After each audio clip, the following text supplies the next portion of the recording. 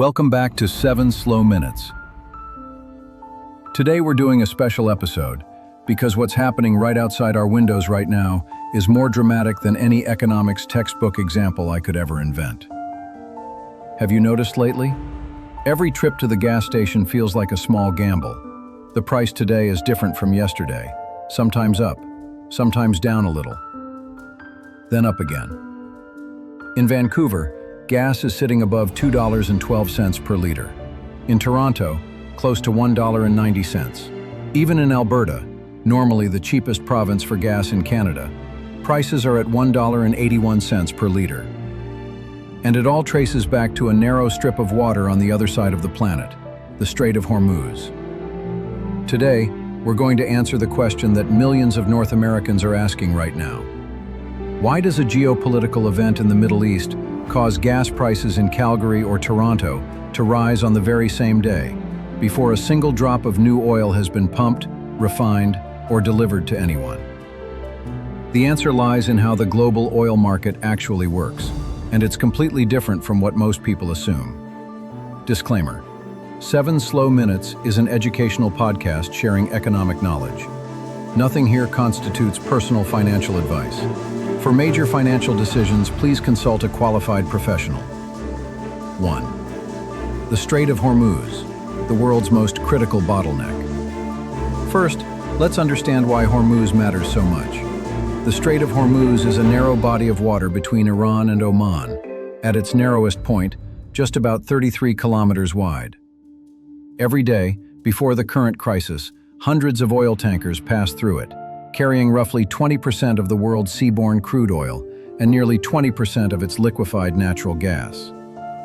Imagine it as a single enormous water pipe supplying an entire city, and someone just put their hand on the valve. Since March 4, 2026, following the US-Israel military campaign against Iran, the strait has been effectively shut down. Iran deployed sea mines, attacked commercial vessels, and warned all ships away. The result? The International Energy Agency called this the largest supply disruption in the history of the global oil market. On May 6th, yesterday as I record this episode, exactly 0 commercial ships crossed the Strait of Hormuz. Not fewer than usual, 0. 2. Why prices rise immediately, before a single barrel goes missing. This is the central question, and the answer will permanently change how you understand commodity markets. Because oil prices are not set by the oil flowing through pipelines today. They are set by expectations about whether oil will be available in the future. The global oil market operates primarily through the futures market. This is where buyers and sellers sign contracts to buy and sell oil that will be delivered in the future, 1 month, 3 months, 6 months from now. When a geopolitical event occurs, say Iran closes Hormuz, thousands of traders around the world instantly recalculate. Will supply be disrupted next month? The month after? If the answer is possibly yes, they immediately buy futures contracts to hedge against that risk, or to speculate on higher prices.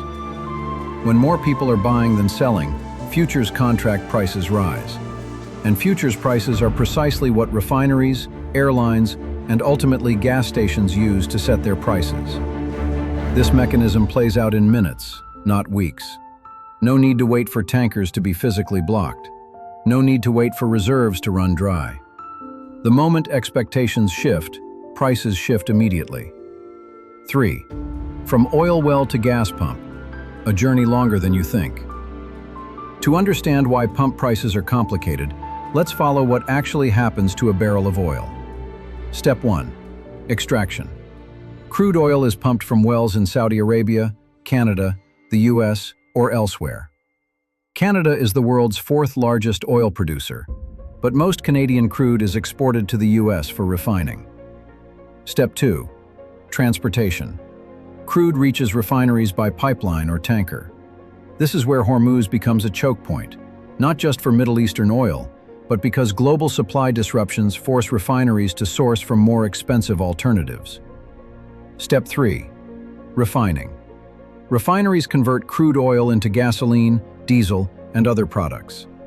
The cost of the raw material, crude oil, accounts for the largest single share of the finished gasoline price. Step 4. Distribution and retail. Gasoline moves to storage terminals, then to gas stations. In Canada, what you pay at the pump also includes federal excise tax, provincial fuel tax, and the station's retail margin. In the structure of today's $1.91 per litre Canadian gas price, roughly 40 to 50% is the cost of crude oil. The rest is taxes, refining, transportation, and retail margin. That's why when crude oil rises 10%, the pump price doesn't rise exactly 10%, but it rises enough to feel immediate in your wallet. 4. The real story. What has actually happened since March?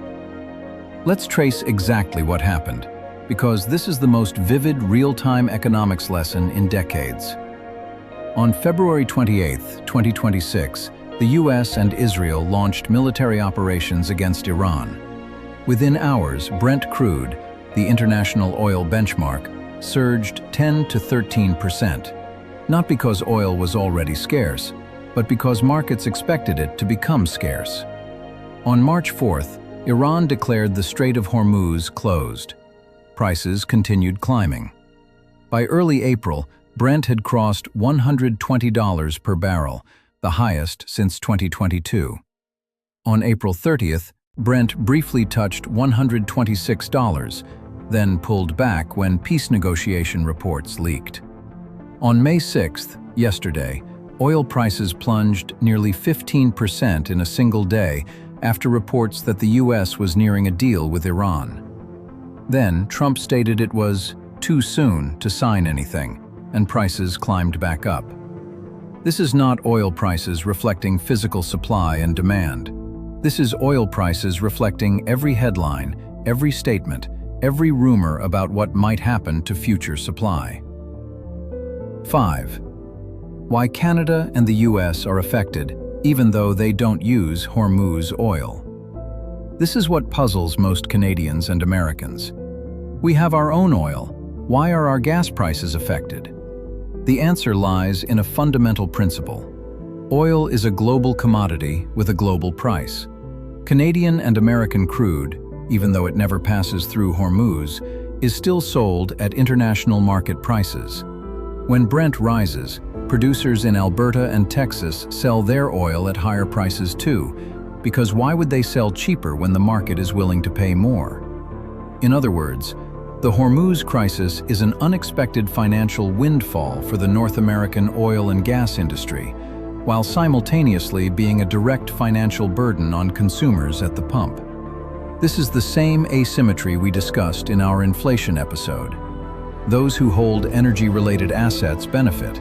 Those who depend on gasoline to work and live pay the price. 6. The bigger picture, and what this means for you. The 2026 Hormuz crisis is a live test of almost every concept we've covered in previous episodes. The petrodollar system, Episode 2, is being directly challenged as the dollar oil architecture comes under unprecedented stress. Inflation, Episode 5, is at serious risk of re-accelerating because rising energy costs pull up transportation, food, and consumer goods prices across the entire economy. And the cost, as always, is not shared equally. Daily commuters, delivery workers, small business owners dependent on fuel, they are paying the most direct price. The Canadian federal government temporarily suspended its fuel excise tax, cutting 10 cents per litre from April 20th through September 7th, 2026. A meaningful measure, but even that relief covers only a fraction of the price increase driven by the crisis. And even if Hormuz reopened today, according to analysts, it would take at least 2 months for pump prices to drop meaningfully. Because oil must be extracted, shipped, refined, and distributed, and that entire chain takes time to adjust, even as futures prices can move in seconds. Thank you for slowing down with us today. The Hormuz story is still unfolding, and 7 slow minutes will keep following it with you. 7 slow minutes.